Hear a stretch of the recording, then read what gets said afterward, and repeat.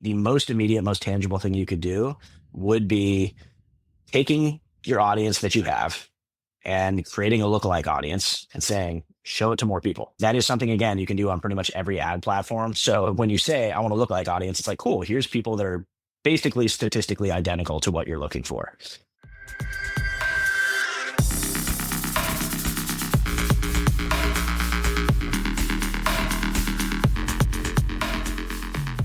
What's up, everybody? Welcome to the Headliner Mindset Podcast. Now, I know so many of you are artists that are looking to build your audience. And so you guys are going to absolutely love this episode. It is with the owner of Crowd Control Digital, which is a marketing agency that's been working with artists and huge brands for over 10 years. In this episode, we're going to dive deep into social media strategy and how to create content that actually gets engagement, how to create ads that people actually click on, and so much more. So I hope you guys enjoy this episode. If you do find it valuable, please subscribe, leave a rating, share it with a friend. All of that helps so much.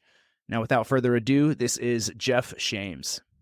Geoff, welcome to the show. My man, I'm so excited to dive in with you because you are one of the many guests that I have on here that are like old, long time, friends and industry homies from like 10 years ago that we haven't talked in forever, but we get to dive in and really, really catch up. So I'm so stoked that you're here, man. Welcome. Absolutely, man. Thanks for having me. This is going to be fun. I'm looking forward to it.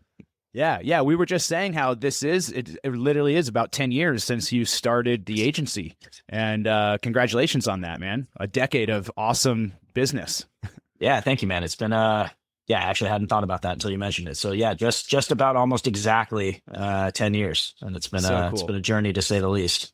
Yeah. Now, I was just thinking about this before we started, but I was reflecting on when we initially met, probably about 10 years ago or around then. You guys were like affiliated with Circle Talent Agency, which has now gone on to become UTA. I mean, arguably one of the, really the biggest booking agencies that are representing, so many huge DJs. And so that was kind of where it all started, if I'm not mistaken, right? Yes, I was the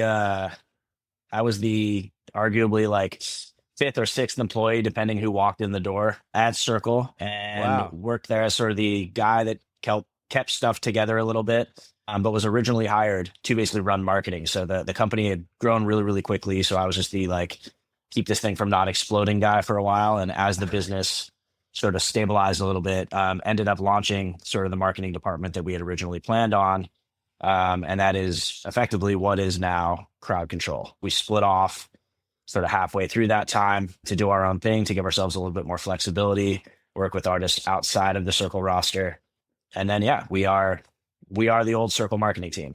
Yeah. Wow. Dude, I totally forgot about that because at the time I was managing this artist, James Egbert. Shout out James. Honestly, probably the best music producer I've ever met in my entire fucking life. He still is absolutely, crushing it in other projects now. Nice. But it was really cool being an artist on that roster as an agency. You guys were also helping with marketing because I remember being encouraged. You guys were like, yo, you guys should do a music video. And like, you guys even funded, like, we'll put up the money to have you guys do a music video. I don't know if that's a very common practice for booking agencies to actually be like investing in the marketing and supporting in that way. That seems like kind of a rare thing. Yeah, it was a little novel. That was kind of the concept, and it was sort of the value prop of like, hey, if you sign with us, we also have these weird guys over here sort of doing some marketing. They'll just kind of help you out. So it was either, we would do it gratis for people that needed the help or that maybe didn't even have a manager, or we'd be kind of pseudo management. Totally.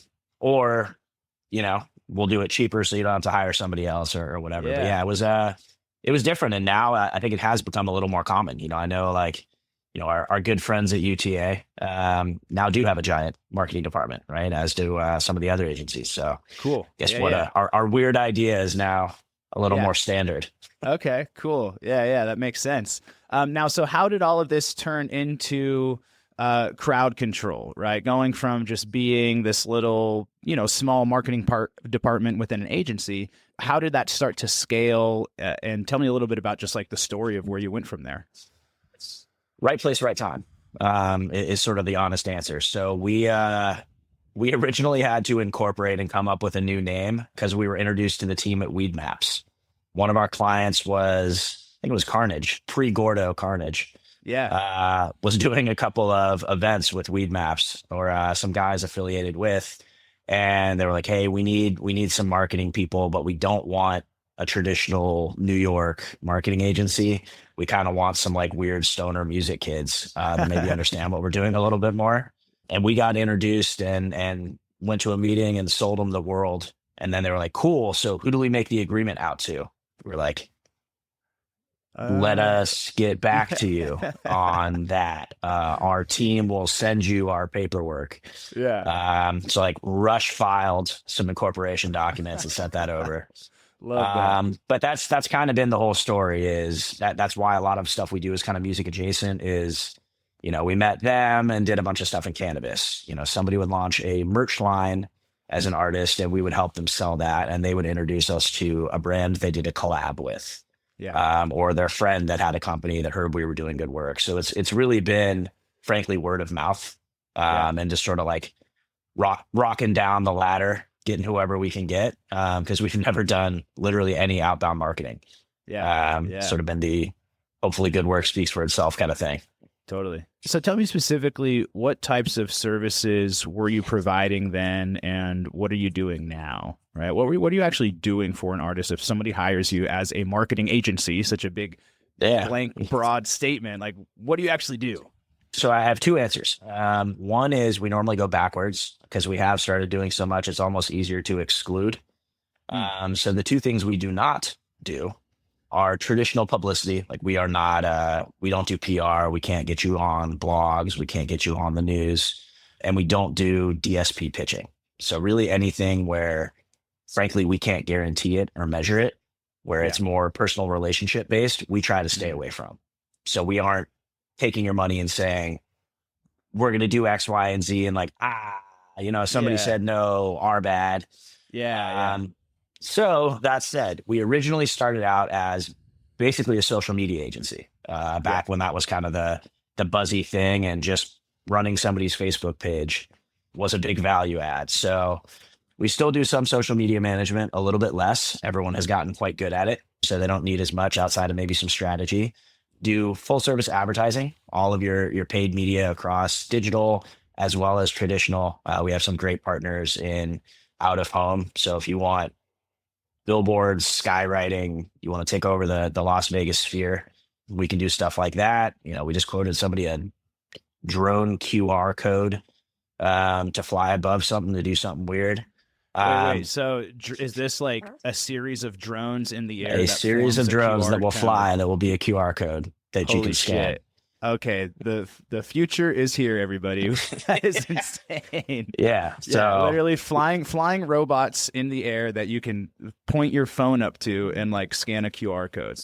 That's exactly blowing my fucking mind. We're having fun. We're having fun. Yeah. And you said, I love that you said you call it out of home marketing. Right. So there's obviously digital marketing, everything that we're doing on our phones, and then outside of that, billboards, fucking drones, the billboards on the way out to Coachella, or you said, even said like skywriting. I love that stuff. That stuff excites me, of like, experiential marketing, right? Yeah. Well, it's cool. So, you got to think like the world is, we're so saturated by everything, right? Yeah. So even if it's a little less targeted, a little more fun, like it might stand out. It might be the thing that kind of like actually sticks in somebody's brain when, it's like if I look around the room, there's probably, I don't know, 1,000 logos just right here. So totally. Yeah. So we do that. And then creative services and creator marketing. But I'd say if our sweet spot these days is we're really trying to be sort of that strategic partner, work with somebody on their project, figure out what they should be doing, help them come up with that plan, get it done. And then we can certainly execute on all of the above, but we can also sort of point people in the right direction. I think particularly with, we're talking about the future, it's like we can point you towards AI tools that'll help you do a lot of the work yourself. So we can just kind of come in with some of the know-how, and then the doing. There's a lot of great tools out there that are, at some point probably going to make us irrelevant outside of some strategy.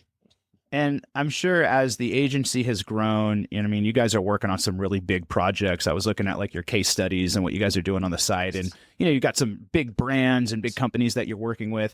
Are you still working with brand new projects that haven't been launched yet and artists that are just coming up? Okay. So that's awesome because, I think there's a lot of artists that are listening to this podcast they're coming up. They're coming up in the game. They're trying to figure out, I love the statistic. I don't love the statistic, but I love sharing the statistic that there's 100,000 songs getting uploaded to Spotify every single day.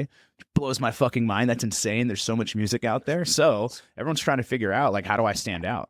Right? How do I create something that's actually going to get attention, that's going to actually find the right people and build a fan base? And, a lot of people are, trying to maybe just use social media and do it organically, but there's a whole other world out there when it comes to actually advertising.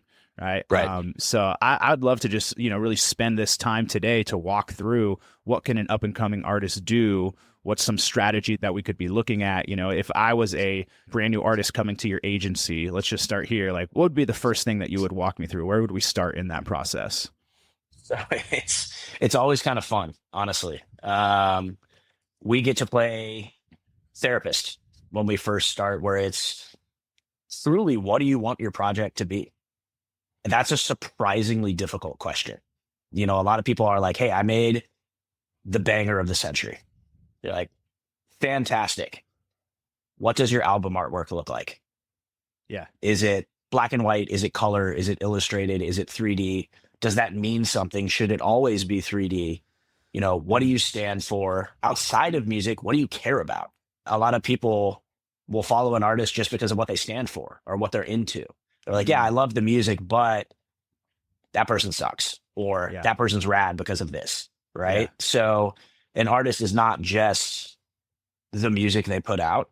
There's everything else. Like, okay, we'll both date ourselves here. Like, okay, Diesel Boy, old school drum and bass DJ, also chef of the century, right? Like, absolutely crazy foodie, like has a black book with every restaurant and chef's name, like in every corner of the world. Like, but that's a huge part of his brand. Went out to do a Dungeons and Dragons clothing company, something he's really passionate about, crazy illustrators. Like, but people are drawn to him for that as well as.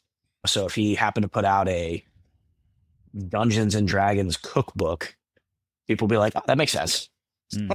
It really comes down to figuring out your brand, right? Yeah. Like I always like the saying that Chris from Cult Creatives always says, but like the music is just the soundtrack to the movie.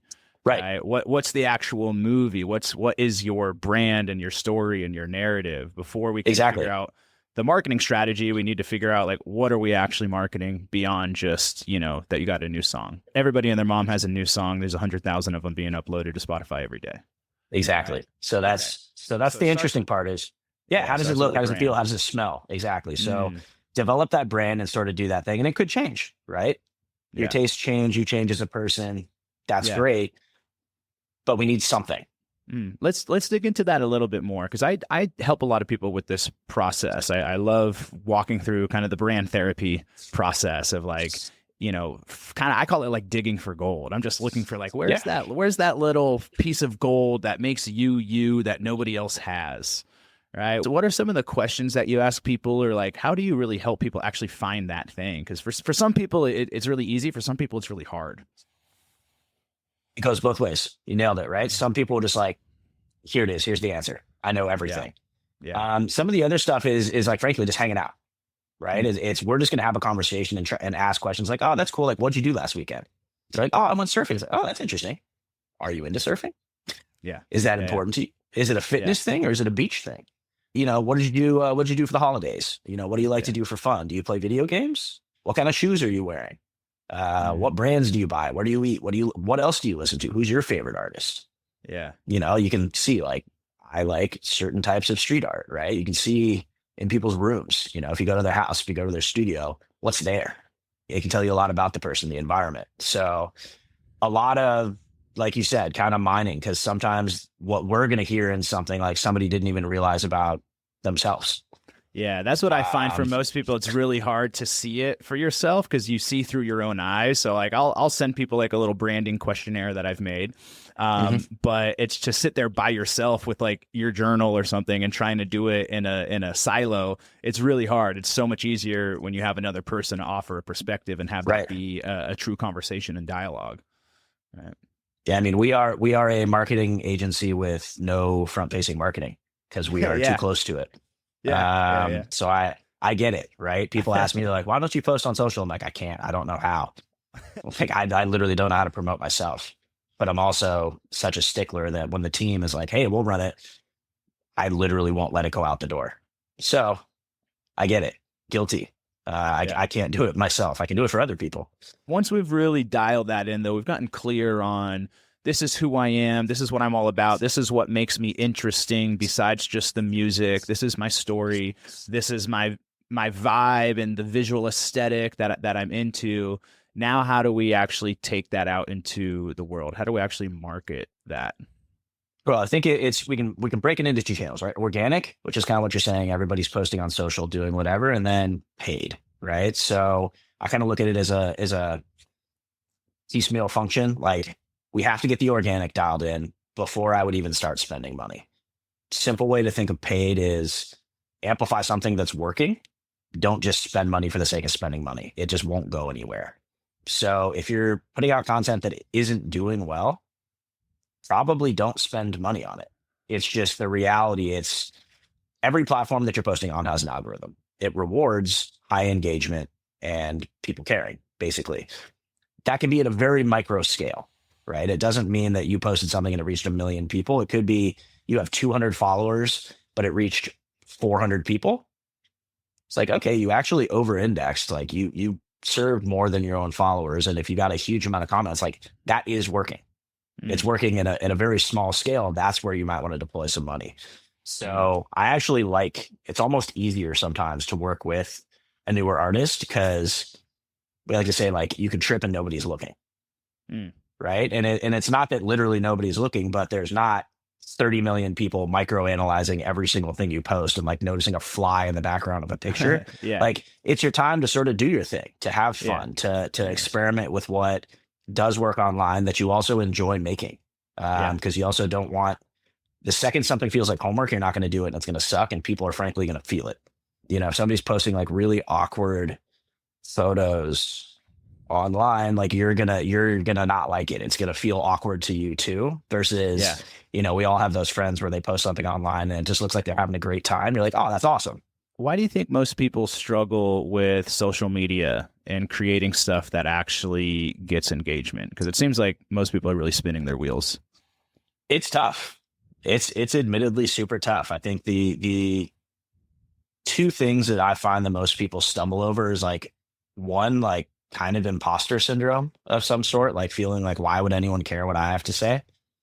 Or just like kind of decision paralysis. Like, if I post this, like, what's going to happen?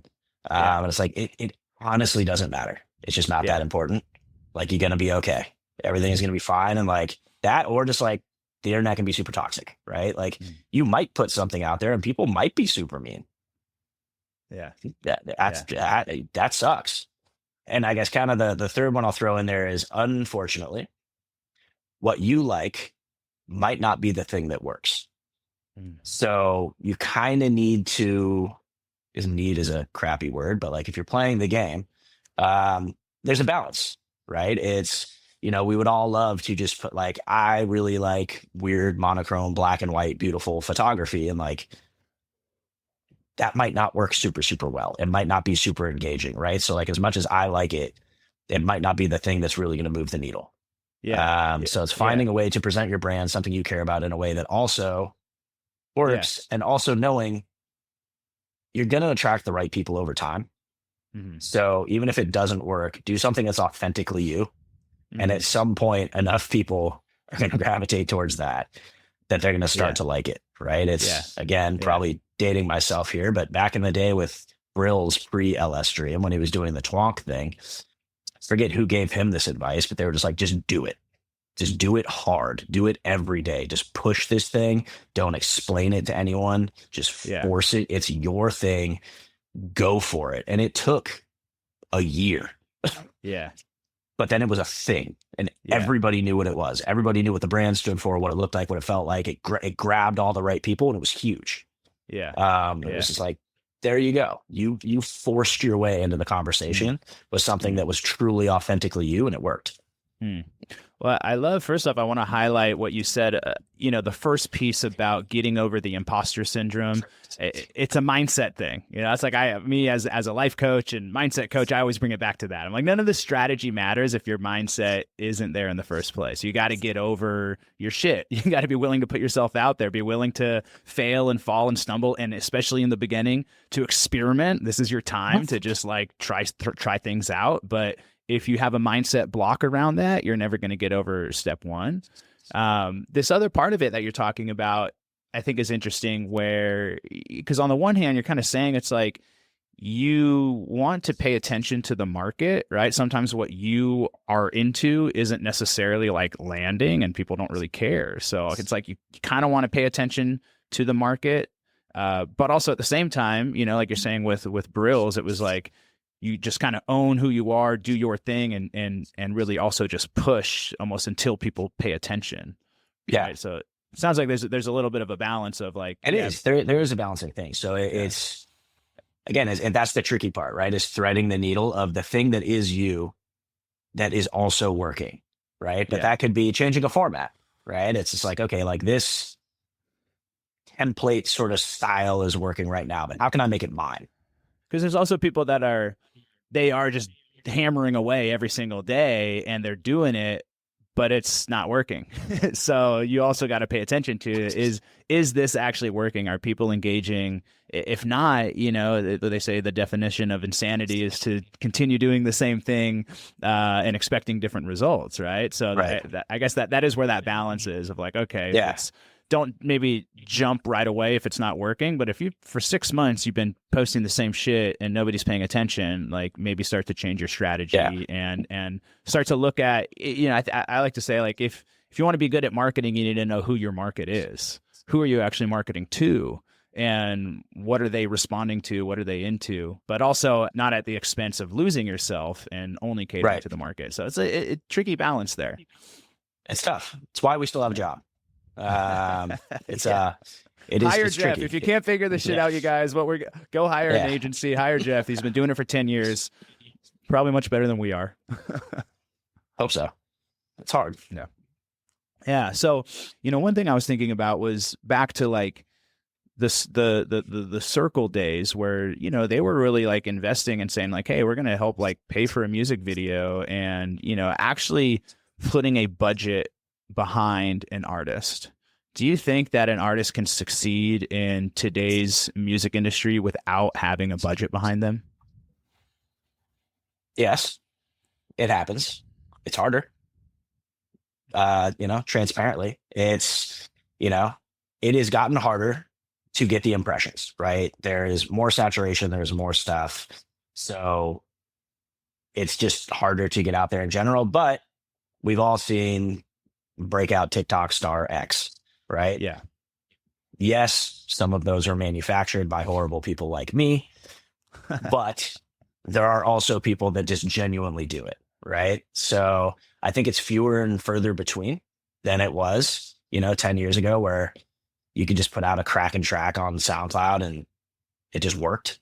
That said, it's just an amplifier.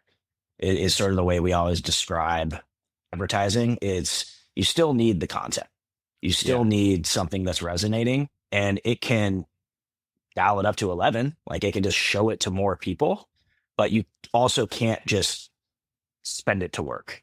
Right. Yeah. So if you have a trash product, it kind of doesn't matter how much you throw at it.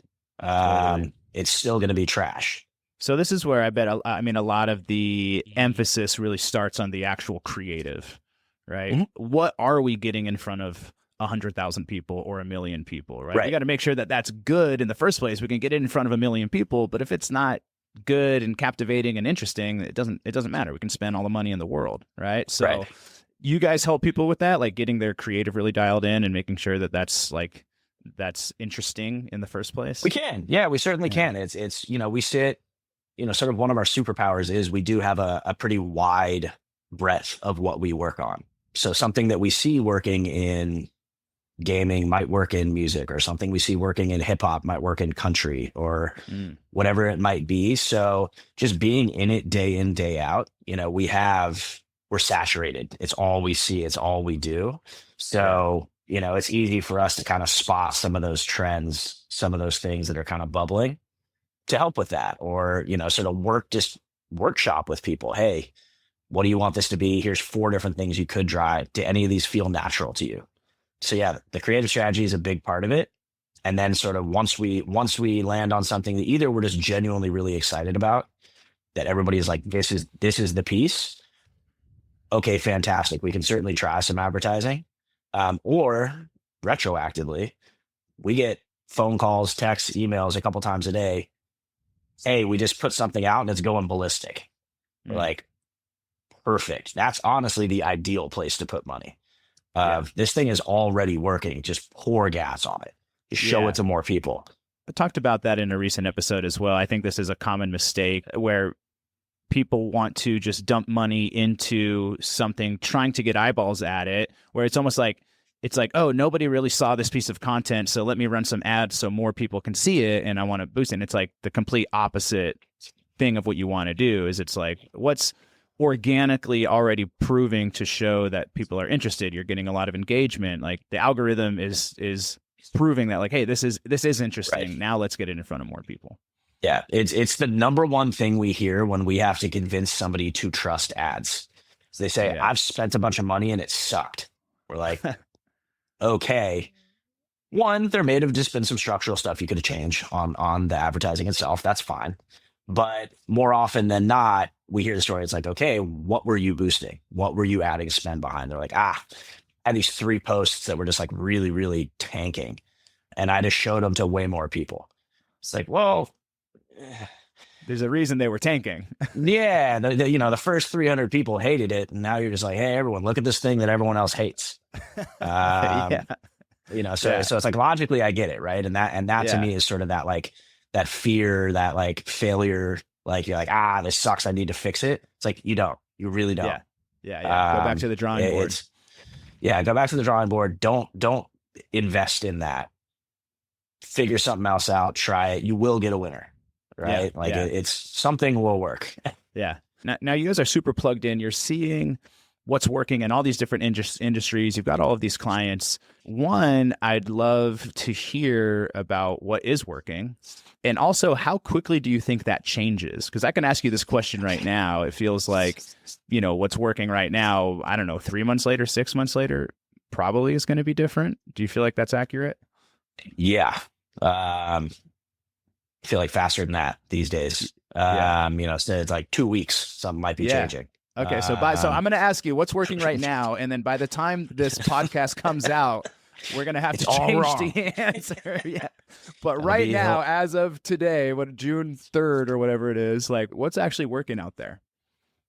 Organically, I'd honestly have to go look at what's quite literally working today. As a broad stroke statement, I think no surprise to anyone, like video versus static is performing the best. Short form is always your friend. On the paid side, kind of a mixed bag is the honest answer. It depends on who you are, and kind of like you said, knowing your market, right? So I get this question all the time, and we kind of have to flip it back on people. And it's like, what are we doing? So what is working for who? So prime example, we do a lot of work in K-pop. K-pop crushes it on Twitter. Absolutely murders it. And that is where K-pop lives. It is where it all happens. The ads work, the organic works, everything works. Not great for country, at least in most of our experience. It's just not quite as much there. How about for electronic music artists? Where should they be focusing? Live sets is kind of the one thing we have actually seen, I guess, as sort of a meta trend over the last 6 months. It's people doing some sort of live performance in a cool setting is working. Look at your, boiler room. Look at your boiler rooms. Look at your drum and bass all-stars. Look at your, there's now no short. We've all seen the stuff just popping off on reels where it's 3 kids that look like they're in an elevator playing a set, right? People want to see the performance, the energy. And I think taking a step back from that, that's very real. Like, you can see the person behind the DJ having a good time or not. It's a little less polished. You can't, it's kind of like, you never know what's going to happen on live TV sort of thing. Yeah. It's a fun experience. Like, I literally caught myself watching a live set on my Meta Quest or whatever they're called these days, like a month ago. And it was crazy. It was an interesting experience. So I've just seen more people really blowing up because of a live set, a live performance. Totally. Than kind of anything else. I just had my good friend Wes Mills on the podcast recently, and I was going through his content before we talked, and he had a lot of really good high quality. It was kind of like 360. It was like a 360 set at like a sit club, and we talked about it. And he's like, "Yeah, man." He's like, I invested back to like having a budget. He's like, I invested whatever he got from that show, and I think more. I think he spent like a couple grand to get like really good high quality videographers and all this editing done. And so he's like, I just invested a bunch in filming all of that. But he's like, now I've got all this sick content, and he's putting it out regularly, and now other promoters are seeing him crushing it in front of this crowd, and now he's starting to get more bookings, right? So just to kind of explain, I think, the chess game of how people are thinking around that, it's like, reinvest whatever you're making, and that's like showing the world, showing fans, hey, this is a super fun artist, you got to come see this guy when he comes to town. And promoters that might be checking you out are like, oh, okay, this guy is killing it, right? Let's hire him. That used to be one of our hacks when a lot of DJs first started going to China, is we would literally take performance footage and just run ads in China. Like, that's it. Like, wouldn't be asking for anything, wouldn't be doing anything. We'd just be trying to drive whatever impressions we can, just showing people a really crazy experience. So 3 to 6 months later, when you're finally in market, everybody's like, I feel like I've seen this guy before. Like, yeah, those look crazy. Yeah. Now, what about the artists that aren't performing yet? There's that kind of like, I always say it's like you got to get yourself from like 0 to 25, and then hopefully when you're creating some buzz and some momentum, you can find like a manager and an agent and build a team, and they can take you from 25 to 100. But it seems like you got to get yourself from 0 to 25, and that's like the rocket ship bursting out of the Earth's atmosphere. It's like, that is so much like push and grind and jet fuel to get out.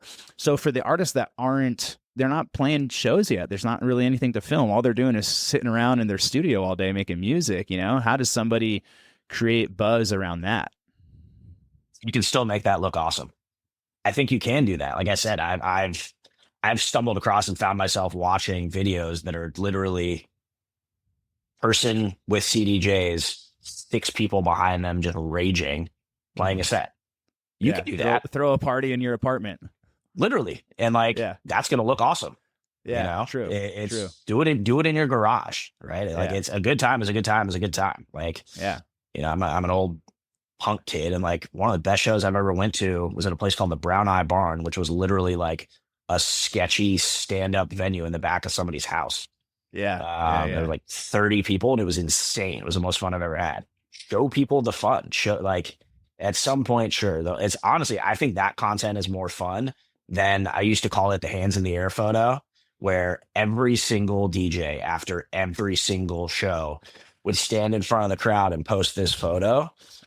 And we're just like, dude, we get it. Like, you did that Thursday, Friday, Saturday, every week for the last 100 weeks. Like, sure. I'm not in that city. It does not mean anything to me. Like, cool for you. Versus, oh, wow, you and your 3 friends were just like raging and having a great time. Like, that's infectious. Like, that's awesome. I want to be there. That's a sweet party.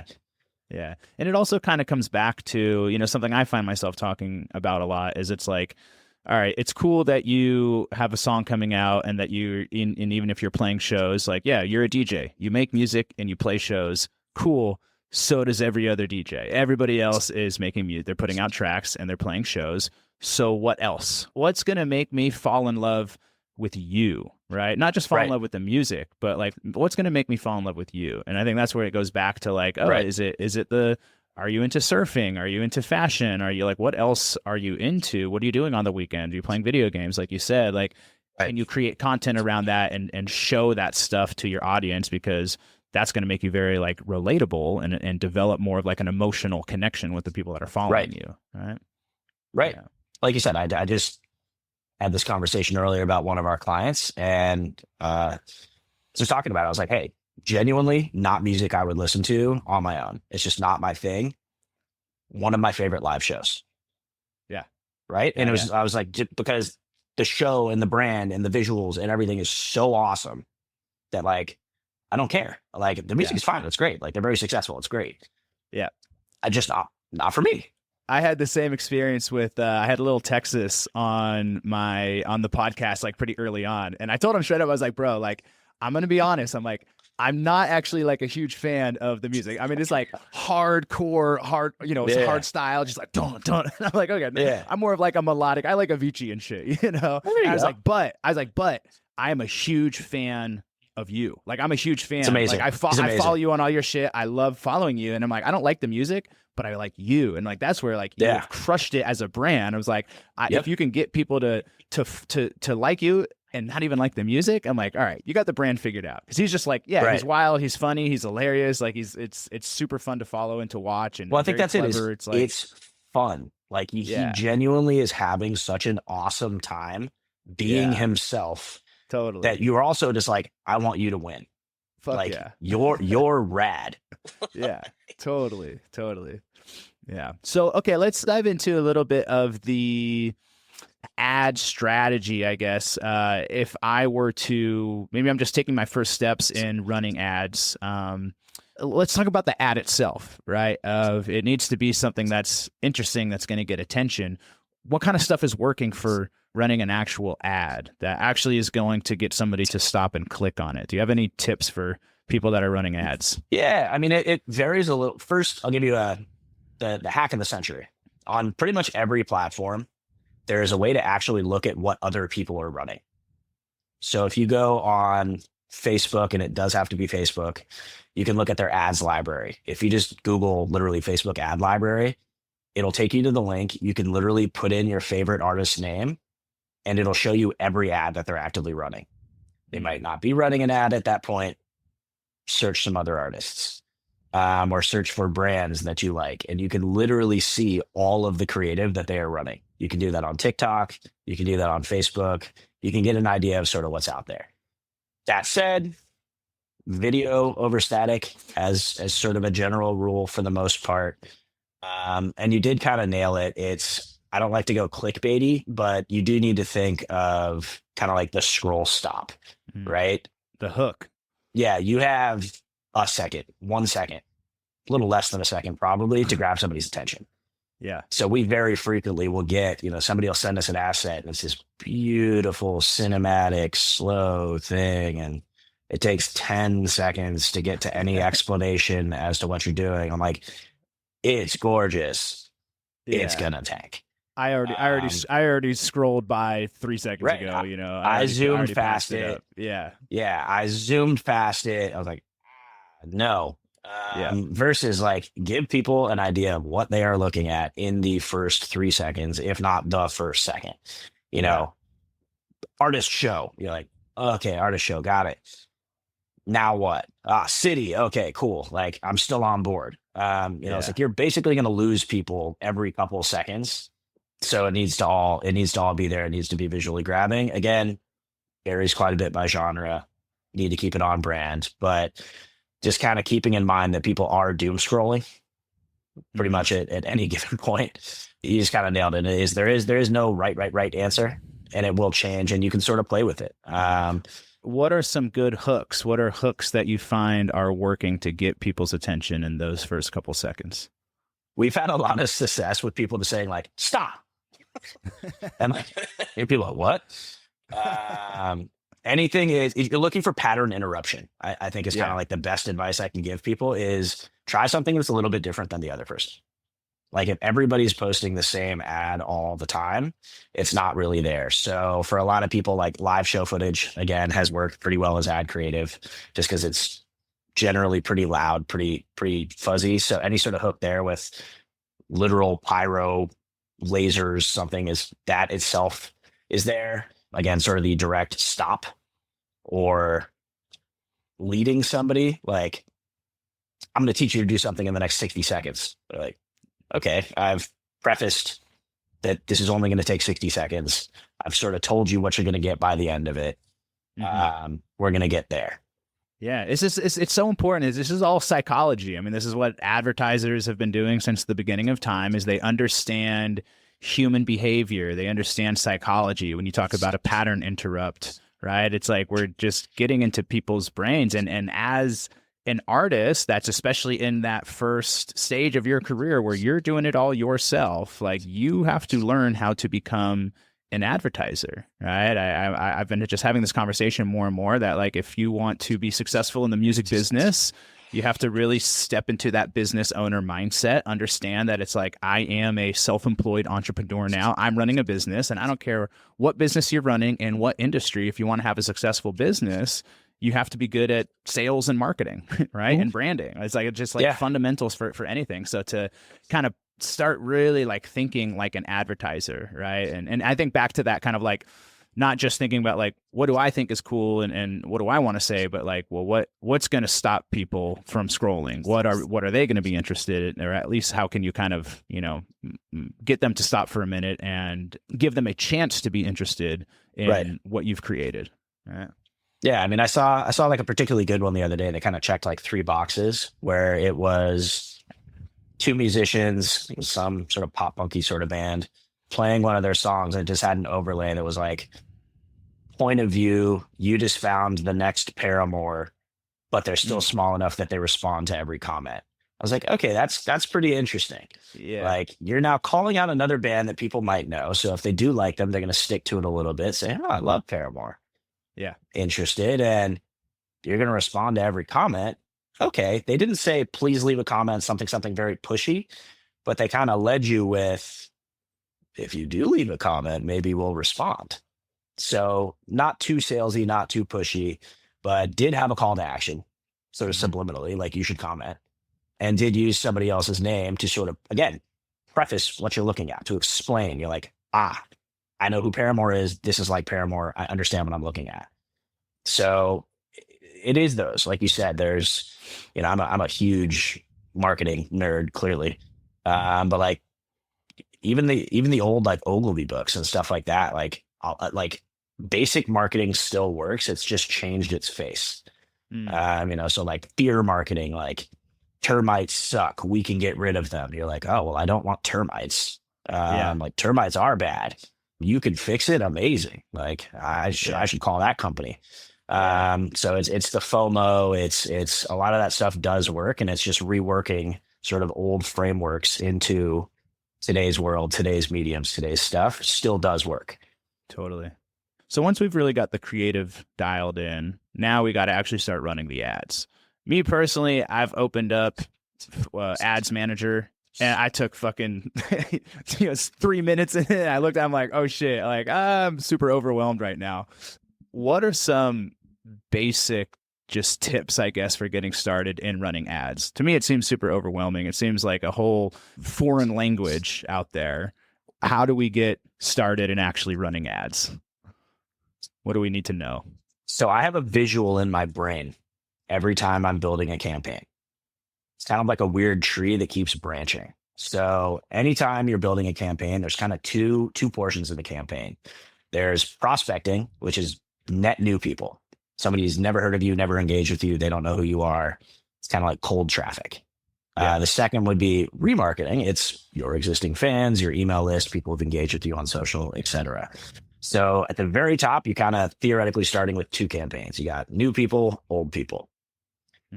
Within each one of those, you can test a couple of different things. And this applies to pretty much every ad platform. You have campaign, ad set, which is kind of your audiences. And then within the audiences, you have your ads themselves, which is like the literal creative, what the post looks like. So kind of your ideal structure most of the time is campaign. So let's just say we're going for new people, brand new artists. I have nobody looking for me. We really only got our prospecting audience. So whatever that is, Within that, a couple of different audiences. So that could be maybe a broad genre artist. We'll just go with dance because we've been talking about it. Great. Put in EDM, house music, deep house, whatever your broad genres are, along with maybe the regions you want to go after and some age parameters. It's like, yes, we want everyone in the world to like you, but we're looking for streamers. It's probably 18 to 34 is your core audience for the most part. Yeah. And maybe you want to go after the country you're from to start. Yeah.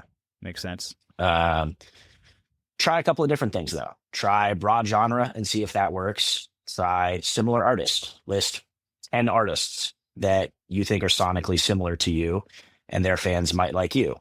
As well as if you are somebody who's super into fashion, maybe add in a control of like streetwear. Like if in all of your content, you're wearing really cool clothes, test that. And so the idea is it's going to test all of those different audiences to see what is resonating the best. So it's running an ad to each of those audiences separately, right? So you're basically running like the same ad to 4 different audiences. Right. So you can, not to get too freaky on anyone, you could make creative just for that audience to see if it works. But as the best, truest test to also kind of learn what does work, I'd say, let's just say you only do have one ad. Yes. Campaign, 3 ad sets, and within each ad set have the same ad. Or if you have 3 ads, put the same 3 ads in each audience. Because what the system is going to kind of do is say, okay, in general, this audience is always working the best, and it's the second ad. So it's really going to prioritize all the spend for audience 2, ad 3, or whatever it might be. Yeah. How long would you test that to kind of get that those metrics? Somewhat budget contingent. The more you throw at it, the faster it's going to learn. But give it 5 days at least. Kind of regardless of what you're doing, it'll take some time to normalize. Unless you are spending a truly psychotic budget. If you're spending 25 grand a day, like you can test pretty quickly. But if you're doing, hey, a couple bucks a day to sort of figure it out, cool. It'll at least give you some directionality of like, okay, it does seem like this is working. And kind of the best advice I would give for creative testing is if you do have a couple of different assets, make sure they're pretty different. So you can get an idea of, okay, is it black and white or color? Is it this song or this song? Is it lifestyle or studio? Is it, to see if visually just kind of think about, okay, what can I maybe learn if I test a couple of different things? It's like science class back in the day, right? It's a scientific method. Like, see how many things you can test and say, okay, like I think it's kind of this thing.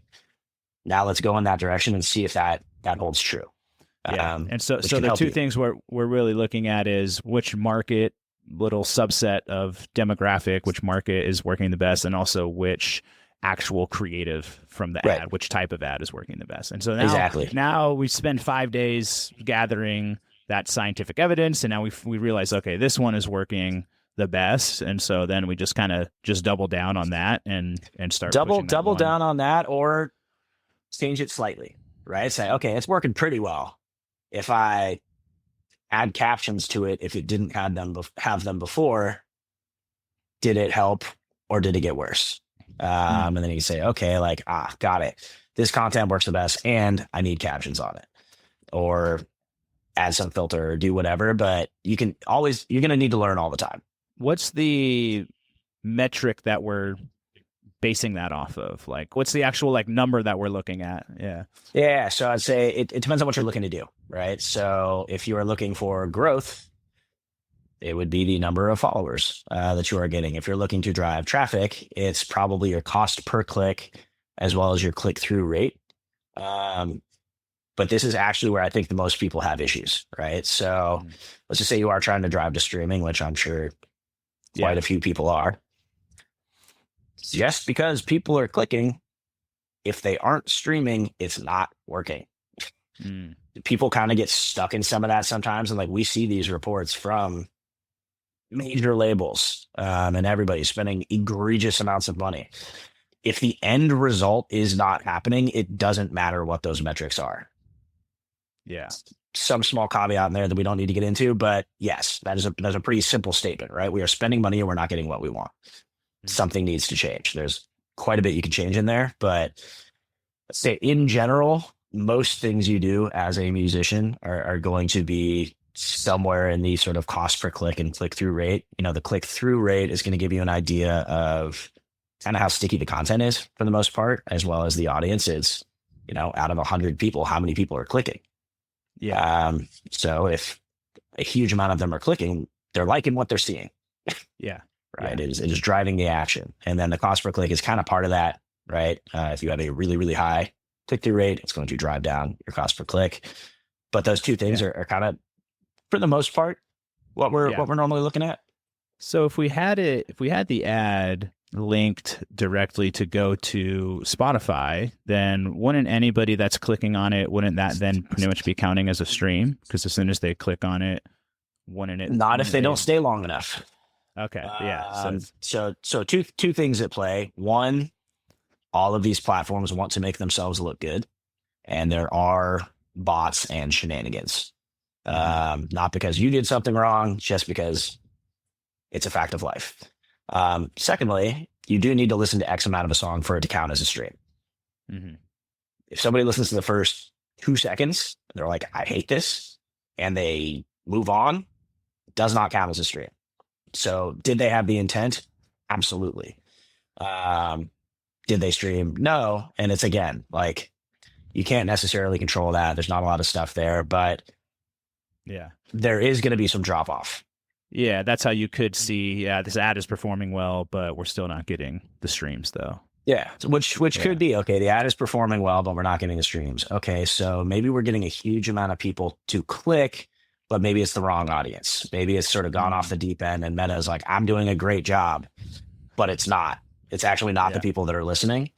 Or maybe people only liked that hook of the song that you had in your ad and your intro was too long. Yeah. Or something like that, right? Where it's kind of is what it is, but you just aren't getting people to that line. Again, there's not a lot you can change there. But it could be that the audience is off. It could be that something is there. It's just something to fiddle with a little bit. It's like, clearly people are interested, but why aren't they streaming? Yeah, makes sense.